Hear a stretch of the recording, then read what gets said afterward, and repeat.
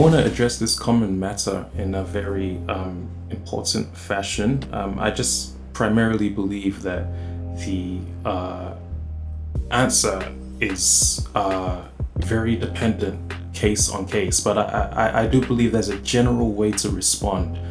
Um, I can firmly give a simple answer and just say, as a majority, um, there is no point in um, a mass full of infectious, or should I say, infectious fruits. Let's say you have 100 apples that have been rotten, and through those 100 apples on the tree, perhaps you found one that was able to sustain its qualities. Does that necessarily mean that the tree is good? I don't think so, right? So while I do believe that there is a slight possibility that you can single somebody out and point them out for being different for sure, I think leaving such a topic to a game of chance is it's way too risky.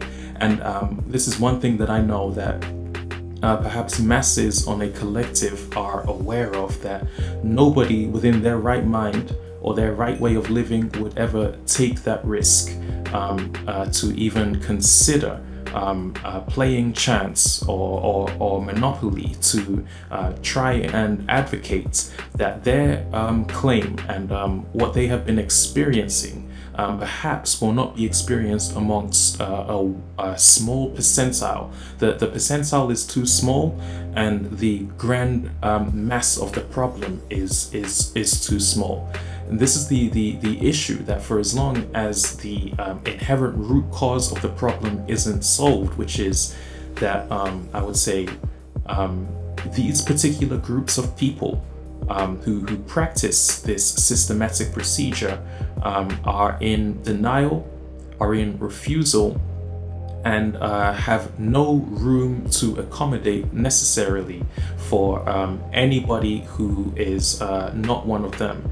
And furthermore, I will even say, for as long as you have a structure where the people who reside on the top of it represent this particular group of people, being the white people, and the people who reside on the bottom of it represented are the black people, then you have the blatant answer to your question.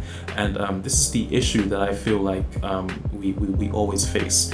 The fact that despite the fact that there are black scholars, there are black doctors, there are well-established black people, white people always feel the need to prove their superior status, and they always feel the need to let people know that they are on top regardless of what's going on. There's no way as a black person you can walk down the street and not encounter a white person who will give you a problem or give you a stare or try to make you feel some way about yourself. And this is what the whole root of the question lies down to. It is the real question you should be asking is, are black people able to securely live a single day without hearing of a tragedy on the news, or without feeling some sense of hostility from the country or the environment, which is something that the white people do not feel, because the country and the economy has been built and secured in their favor. For as long as that answer remains no, I can guarantee you, if you speak to the majority of the masses who are still stuck in the ghettos and who are still stuck in low social income areas, the answer will be no. Contrary to some of these puppets you may see on TV who try and paint an image that they are living lavishly like the white people. So to simply answer your question, the problem is still inherent. And while the problem is still inherent, the answer is still inherent. The answer remains rooted. And since those roots have not been plucked, since the constitutional laws have not prevented white people from marching into black churches and taking out masses of black people, or the white masses have not been able to prevent systematic targeting from the police to the security to the neighborhoods, which have been isolated purely for whites. Since the white people have no proven statistical data that they have any sort of meaningful contribution to black people besides extracting the wealth and extracting the community, and causing division amongst black brothers and sisters by sending their white teenagers to convince these black brothers that their black sisters are no use, and as a result there is a sense of questioning. Do not deny me this truth, because you could go to any of the black celebrity puppets that you see on TV, and you will find that many cases that involve their incarceration was always at the expense of some level of or degree of white programming involved, particularly revolving around the use of the laws related to the barriers of age.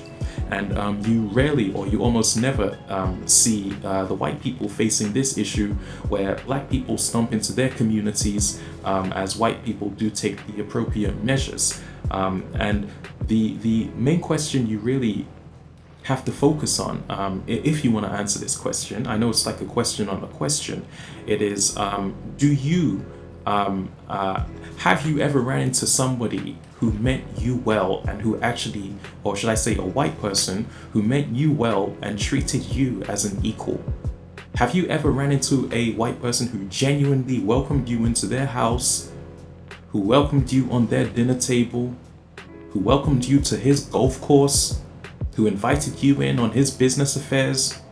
And while I'm not saying the answer is completely no, I am saying that this will never be the majority, and quite frankly, I don't even think it would ever be 1%.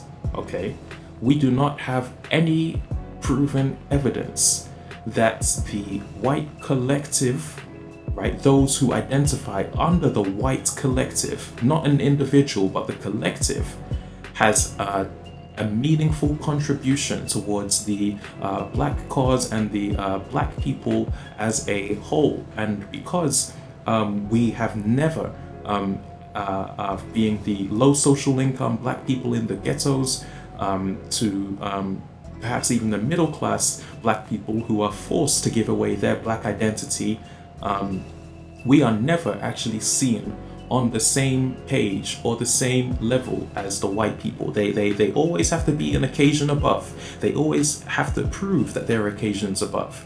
And there is never a sense of equity, reasonable treatment. And this is why the answer will always remain for as long as, while I can admit that there is a slight chance that there are people within the white community who begin to question the systematic beliefs that have been indoctrinated into them.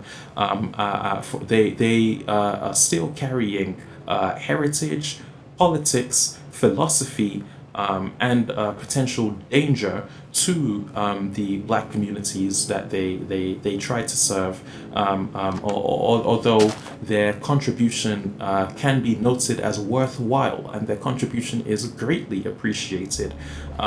The consequences of relying solely on that contribution and not solving the issue as a whole, knowing that just because one white person does one good thing to me, and meanwhile my other black brothers and sisters are still struggling at the hands of police and everybody else who is opposing the black people for something. You've got some serious nerve to attack a mother or a daughter who is simply just trying to figure out why they're in a country where it has been proposed that they are not belonging and they do not have rights. But I'm here to just say that the problem still exists. And while the problem still exists, the answer is evidence.